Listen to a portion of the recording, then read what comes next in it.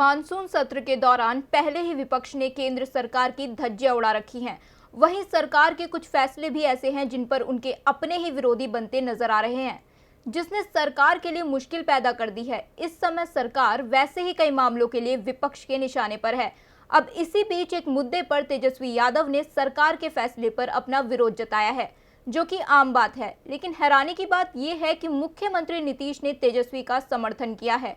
आखिर क्या है वो मुद्दा जिस पर तेजस्वी और नीतीश ने मोदी सरकार के खिलाफ मिलाया हाथ? देखिए ये रिपोर्ट। केंद्र सरकार जाति आधारित जनगणना को तैयार नहीं है, लेकिन बीजेपी की सहयोगी केंद्र सरकार की इस राय के समर्थन में नहीं दिखाई दे रहे हैं।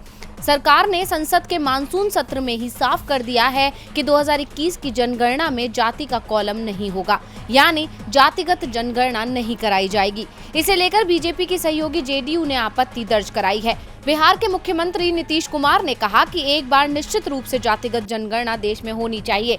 इससे SC ST के अलावा भी अन्य कमजोर वर्ग हैं, उनकी वास्तविक संख्या की जानकारी होगी और सभी के विकास के कार्यक्रम बनाने में सहायता मिलेगी। मुख्यमंत्री ने कहा कि एक बार फिर आग्रह करेंगे कि जातिगत जनगणना कराई जाए। सीएम नीतीश ने ट्वीट कर लिखा, हम लोगों का मानना है कि जाति आधारित जनगणना होनी चाहिए। बिहार विधानमंडल में 18 फरवरी 2019 एवं पुनः 27 फरवरी 2020 को सर्वसम्मति से इस आशय का प्रस्ताव पारित किया था तथा इसे केंद्र सरकार को भेजा गया था। केंद्र सरकार को इस मुद्दे पर पुनर्विचार करना चाहिए।